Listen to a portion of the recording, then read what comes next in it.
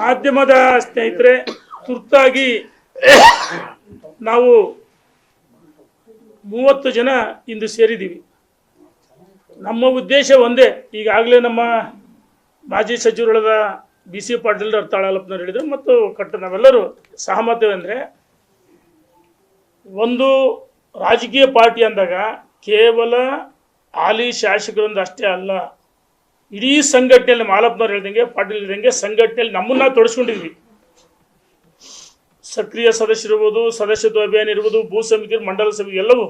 ಆದರೆ ಎಲ್ಲೋ ಒಂದು ಕಡೆ ಸೋತಂತವರಿಗೆ ಇನ್ನೂ 148 ಜನ ಮೊನ್ನೆ ಅಲ್ಲಲ್ಲ 148 ಜನ ಮೊನ್ನೆ ಸಭೆಗೆ ನಾವು ಗಟ್ಟಿಯಾಗಿ ಹೇಳಿದ್ವಿ.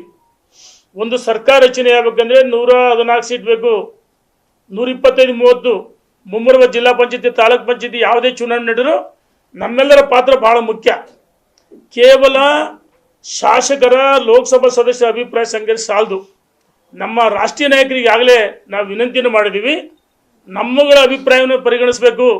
ಯಾರು ಮಾಜಿ ಸಚಿವರುಗಳು, ಮಾಜಿ ಶಾಸಕರುಗಳು, ಮಾಜಿ ವಿಧಾನ ಪರಿಷತ್ತಿನ ಸದಸ್ಯರುಗಳು ಮತ್ತು ಚುನಾವಣೆಗೆ ಮೊನ್ನೆ ಸ್ಪರ್ಧೆ ಮಾಡಿದಂಥವರು 250 ಜನ ಮೊನ್ನೆ ಹೋಟೆಲ್ನಲ್ಲಿ ಸಭೆ ಸೇರಿದ್ವಿ. ನಮ್ಮ ಅಭಿಪ್ರಾಯ ರಾಜ್ಯದ ಅಧ್ಯಕ್ಷರು ಮತ್ತು ಎಲ್ಲ ಮುಖಂಡರಿಗೆ ಹೇಳಿದ್ವಿ. ಇಂದು ಸಹ ಹೇಳ್ತೀವಿ, ವಿಜಯೇಂದ್ರ ರಾಜ್ಯದ ಅಧ್ಯಕ್ಷ ಆದಮೇಲೆ ಯಡಿಯೂರಪ್ಪನವರಂಗೆ ಕಾಲಿಗೆ ಚಕ್ಕರೆ ಕೊಟ್ಟು ತಿರುಗಿ ಪಕ್ಷವನ್ನು ಕಟ್ಟಿದರೆ, ವಿಜಯೇಂದ್ರ ಸಹ ಅದೇ ರೀತಿ ಅಧ್ಯಕ್ಷ ಆದಮೇಲೆ ಎಲ್ಲರೂ ವಿಶ್ವಾಸ ತೆಗೆದುಕೊಂಡು ಪಕ್ಷವನ್ನು ಕಟ್ತಾ ಇದ್ದಾರೆ. ಎಲ್ಲ ಒಂದು 3-4 ಜನ ಕಾಂಗ್ರೆಸ್ ಏಜೆಂಟರನ್ನ ವರ್ತನೆ ಮಾಡಿ ನೋಡಿ, ಕಾಂಗ್ರೆಸ್ನಲ್ಲಿ ಎಷ್ಟು ದೊಡ್ಡ ಗೊಂದಲ ಹೊಡೆದಾಡ್ತಾ ಇದ್ದಾರೆ. ಇವತ್ತು ನಮ್ಮ ಹೋರಾಟ ಕಾಂಗ್ರೆಸ್ ವಿರುದ್ಧ ಇರಬೇಕು. ಅದರ ಬದಲಾಗಿ ರಾಜ್ಯದ ಅಧ್ಯಕ್ಷನ ಯಡಿಯೂರಪ್ಪನ ಟೀಕೆ ಮಾಡಿದರೆ ನಮ್ಮ ರಾಷ್ಟ್ರೀಯ ನಾಯಕರು ಟೀಕೆ ಮಾಡಿದಂಗೆ. ನಾವು ಹೇಳ್ತಾ ಇದೀವಿ, ಈ ರಾಜ್ಯದ ಅಧ್ಯಕ್ಷ ಅವ್ರ ನೇತೃತ್ವದಲ್ಲಿ ಪಕ್ಷ ಸಂಘಟನೆ ಆಗಬೇಕು. ಮುಂಬರುವ ಲೋಕಲ್ ಬಾಡೀಸ್ ಎಲೆಕ್ಷನ್ ನಾವು ಗೆಲ್ಲಬೇಕು. ಮುಂದಿನ ವಿಧಾನಸಭೆ ಚುನಾವಣೆಯಲ್ಲಿ ಅವರೇ ನಮ್ಮ ಅಧ್ಯಕ್ಷರು, ಅವರೇ ಅಧ್ಯಕ್ಷ ಮುಂದುವರಿಬೇಕಂತ ನಮ್ಮೆಲ್ಲರ ಅಭಿಪ್ರಾಯ ಇದೆ. ಇದನ್ನು ನಾವು ನಮ್ಮ ಏನು ರಾಷ್ಟ್ರೀಯ ಪ್ರಧಾನ ಕಾರ್ಯದರ್ಶಿಗಳಂತ ನಮ್ಮ ಕರ್ನಾಟಕ ಉಸ್ತುವಾರಿಗಳಾದಂಥ ರಾಧಾ ಮೋಹನ್ ಅಗರ್ವಾಲ್ ಜಿ ಅವರಿಗೆ ನಾವು ನಮ್ಮ ಅಭಿಪ್ರಾಯವನ್ನು ಈಗಾಗಲೇ ಚರ್ಚೆ ಮಾಡಿದ್ವಿ. 30 ಜನ ಸೇರಿ ನಮ್ಮ ಅಭಿಪ್ರಾಯ ಕೇವಲ 30 ಜನ ಅಷ್ಟೇ ಅಲ್ಲ, ಸುಮಾರು 200 ಜನ ಓದಿವಿ. ಸ್ಪರ್ಧೆ ಮಾಡಿದರು, ಮಾಜಿ ಸಚಿವರು, ಮಾಜಿ ಶಾಸಕರು ನಮಗೆ ಪತ್ರವನ್ನು ಕಳಿಸಿದರೆ ಬರೋಕ್ಕೆ ಆಗ್ತಾ ಇಲ್ಲ, ಸಮಯ ತುರ್ತಾಗಿದೆ ಅಂತೇಳಿ ನಮಗೆಲ್ಲರೂ ಪತ್ರವನ್ನು ಕಳಿಸಿದ್ದಾರೆ.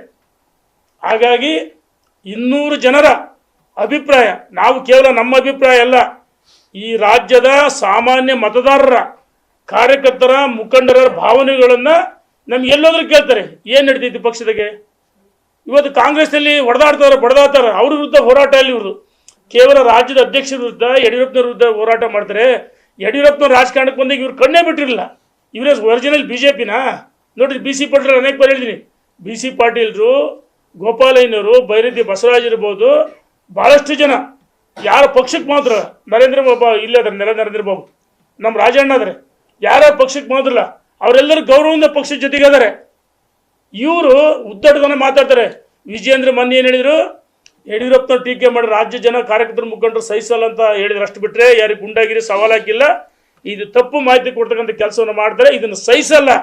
ನಾವು ನಮ್ಮ ಅಗರ್ವಾಲ್ ಜಿ ಅವರಿಗೆ ಏನು ಹೇಳಬೇಕು ಹೇಳ್ತೀವಿ. ಧನ್ಯವಾದಗಳನ್ನ ಚರ್ಚೆ ಮಾಡ್ತೀವಣ್ಣ. ಇವತ್ತೆಲ್ಲವೂ ಸೇರಿ ಚರ್ಚೆ ಮಾಡಿ ಅಗರ್ವಾಲ್ ಜಿ ಅವ್ರಿಗೆ ಭೇಟಿ ಮಾಡಿ ನಿರ್ಣಯ ಮಾಡ್ತೀವಿ.